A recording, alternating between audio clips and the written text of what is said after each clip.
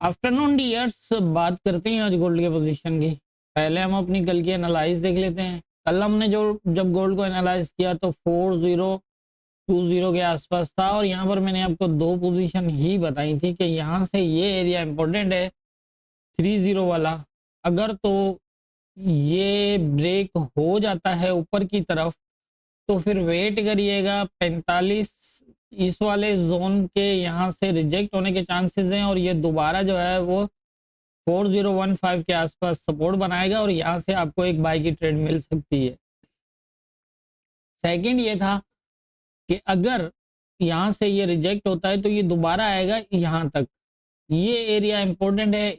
इसके नीचे अगर H1 का क्लोज लगता है तो ये 16 के आसपास से रिजेक्ट हो सकता है, और अगर क्लोज नीचे नहीं करता तो फिर दोबारा यही है कि फिर यही सेम जो रेजिस्टेंस है यही रहेगा। अगर सेकंड मतलब पहली बार ये यहाँ करीब से रिजेक्ट हुआ, ये पूरा जोन ब्रेक हुआ, सेकंड टाइम आप देख रहे हैं बिल्कुल प्रॉपर टेस्ट किया इसने, और ये जो टेस्ट कर ऐसा टेस्ट अगर लेवल पे मिले तो समझ लीजिए कि कंफर्म हो गया। जैसे कि यहाँ पर ये टेस्ट करके बुलिश क्लोज और फिर बेरिश क्लोज और काफ़ी नीचे आ गई थी मार्केट, तो यहाँ ये कंफर्म था कि मार्केट अब गई।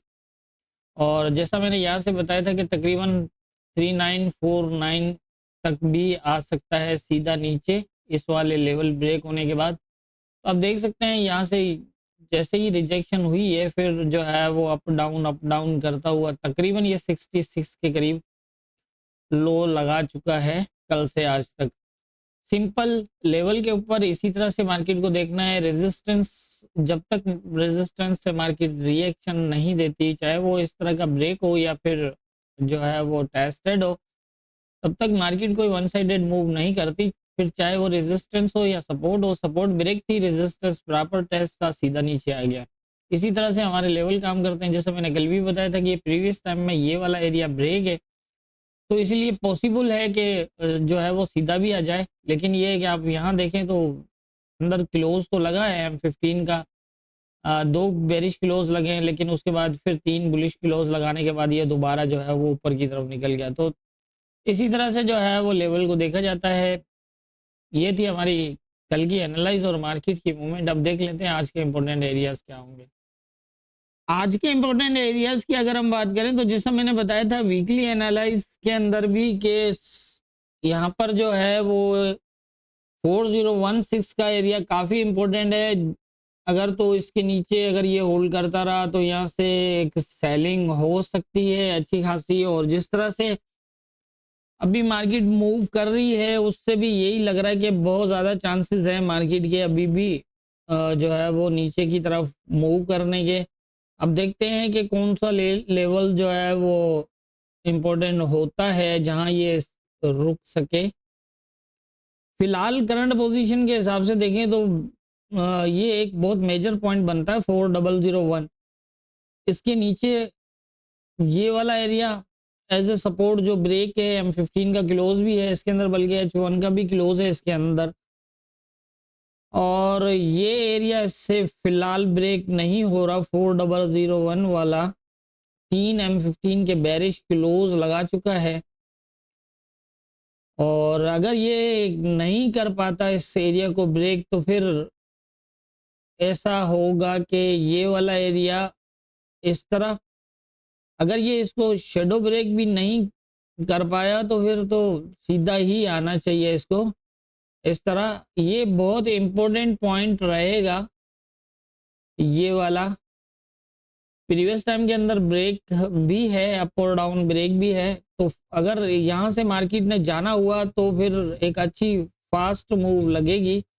अगर ये एकदम फास्ट आके नीचे कोई क्लोज करता है M15 के, इसके अंदर बुलिश क्लोज ना लगे, तो फिर ट्रेंड जो है वो काफ़ी जो है वो नीचे ले जाएगा इसको।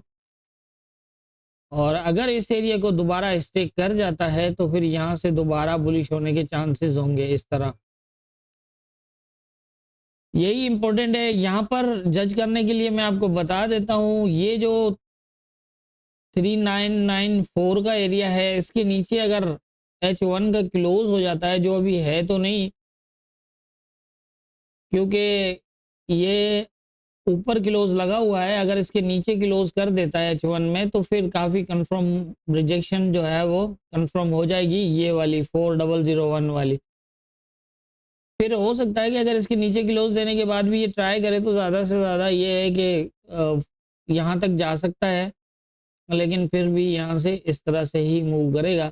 लेकिन अगर ये ब्रेक ना हुआ और इसी तरह से टेस्टेड ही रहा और ये नीचे मूव कर गया दोबारा, तो एक अच्छी खासी सेलिंग होगी। जिस तरह कल ये वाला एरिया था 4030 वाला, और यहाँ से जिस तरह से इसने टेस्ट करके जो है वो नीचे आया है, तो अगर हम यहाँ से काउंट भी करके देखें तो तकरीबन जो है वो 350 पिप्स ये बन रहे हैं, प्लस में 300 वो तकरीबन 600 पिप्स से ज़्यादा की मूव जो है वो ये यहाँ से यहाँ तक कर चुका है। तो इसी तरह से अगर ये वाला एरिया भी इसको रिजेक्शन देता है तो फिर सेम ये अगर यहाँ तक भी देखते हैं तो 500 पिप्स बनता ही है, और इससे नीचे मज़ीद भी जा सकता है, लेकिन ये तो तकरीबन पक्का ही होगा अगर ये एरिया जो है वो इसको रिजेक्शन देता है। लेकिन ये है कि अगर तो ये पूरा जोन ब्रेक कर देता है और फिर दोबारा आ जाता है यहाँ नीचे, तो फिर ये हो सकता है कि इस तरह से टेस्ट करके दोबारा फिर 21 ये जो एरिया है 21 का, ये फिर जो है वो एज ए रेजिस्टेंस हो सकता है इस तरह। उम्मीद है मेरी बात समझ आ रही होगी। यहाँ पर पोजीशन तो मुझे काफ़ी वीक लग रही है। जो है वो M15 के बेरिश क्लोज कर चुका है, अभी 10 मिनट बाकी हैं इसके M30 के क्लोज में, और अगर M30 का क्लोज भी जो है वो नीचे लग जाता है इसके 94 के नीचे, तो 50% कन्फर्म हो जाएगी रिजेक्शन। लेकिन ये कि H1 तक का वेट करें। अगर H1 लगाता है तो फिर दोबारा ये इस एरिया को टेस्ट करने की कोशिश करेगा, और यहाँ से फिर क्योंकि ये एक हाई लगाया है इसने, और अगर हम प्रीवियस टाइम में भी देखें तो ये एक हायर हाई भी शो कर रहा है, लेकिन फिर ये हायर हाई जो बनाया है इसने यहाँ पर, ये फिर इसी को ही लोअर लो बना देगा अगर ये इसने यहाँ पर इस तरह H1 का क्लोज लगा 94 के नीचे। लेकिन अगर ये ऊपर अगर मूव करता है तो फिर मैंने आपकी यहाँ की पोजीशन बता दी। ऊपर का एरिया 300 ही है प्रीवियस टाइम, उससे ज़्यादा फिर मुश्किल है इसका।